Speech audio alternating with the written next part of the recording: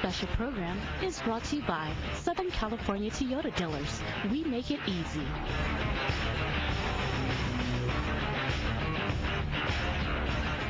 This feels like deja vu or a replay, saying the same lines for the fourth time. But both fighters vowing that this is going to be the last. Manny Pacquiao versus Juan Manuel Marquez. The inside stories, the features, and the interviews coming your way as Kababayan LA starts right now.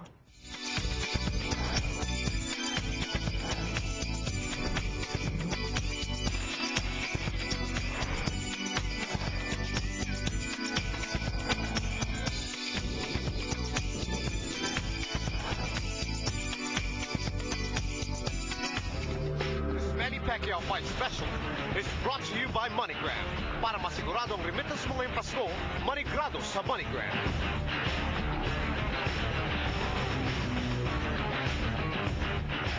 All right, we thank our sponsors, Southern California Toyota and MoneyGram, for making this possible the last few days and weeks. We've been closely monitoring the training camps. Manny Pacquiao versus Juan Manuel Marquez.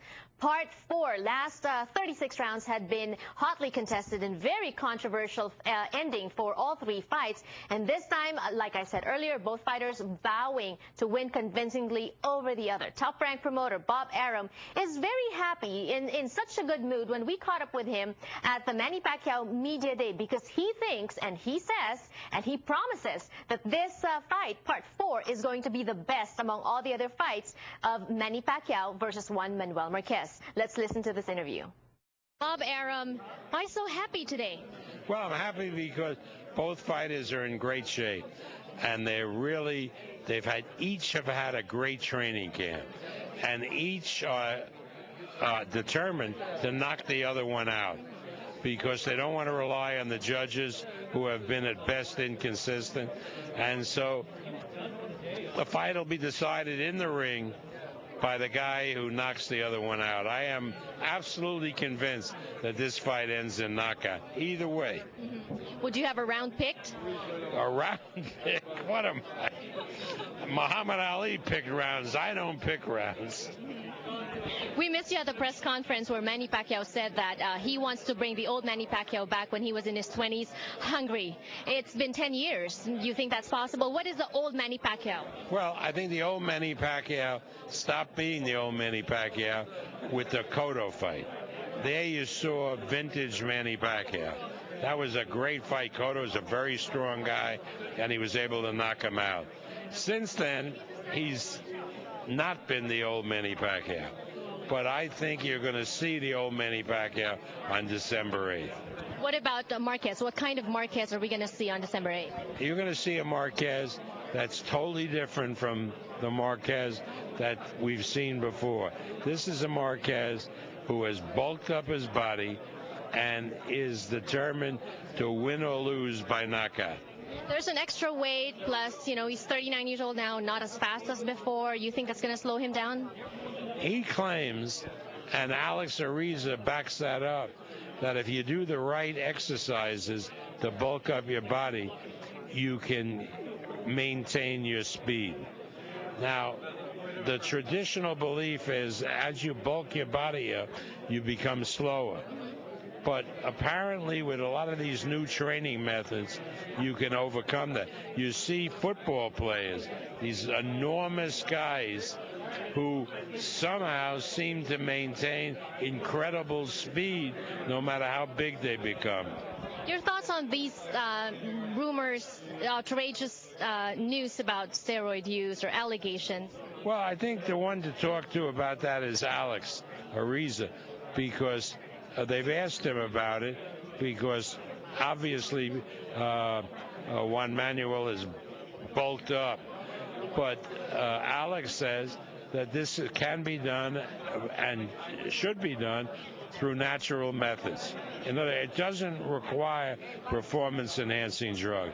And knowing Marquez and what a person he is, I don't believe that he would ever resort to a performance-enhancing drug. So I just think it's just part of hard work.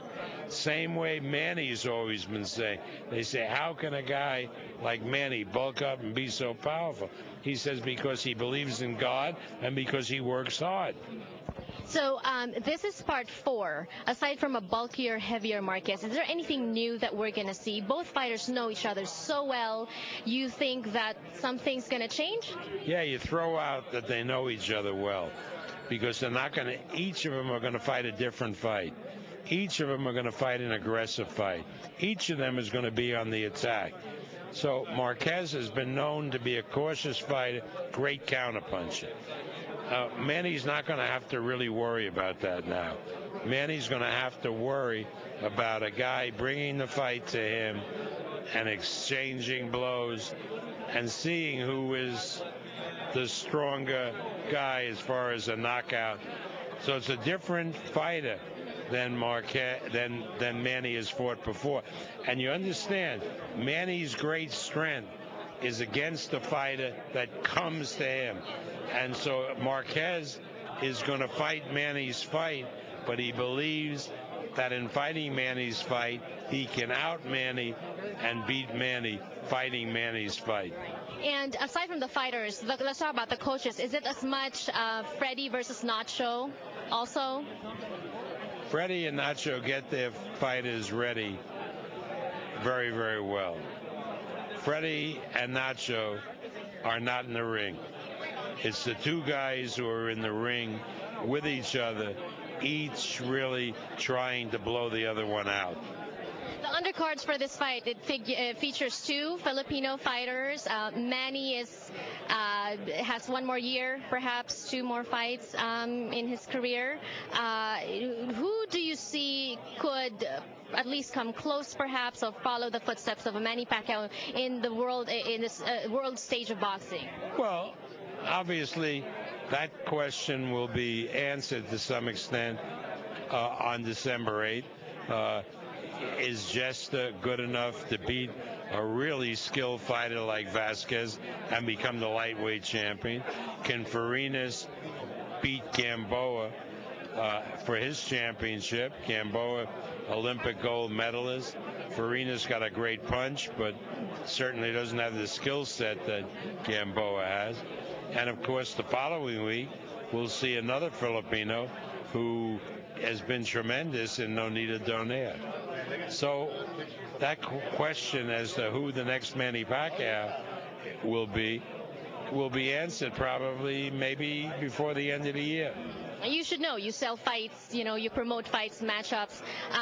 This Pacquiao versus Marquez part 4, was it an easier or more difficult sell than the other 3 parts? Well, I don't know. I think that if you tell the people the truth and you tell the people what to expect, they'll come. And that's what's happening here. This is intriguing. People have seen, either live or delayed, they've seen the previous 3 fights.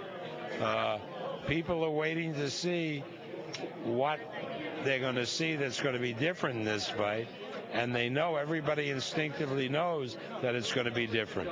We're all expecting, hoping, praying for a knockout. But if this fight ends as controversial or as close as the first 3 fights, do you have a plan B? Will we see a part 5? Yeah, I have guys, SWAT teams in the stands ready to shoot the judges.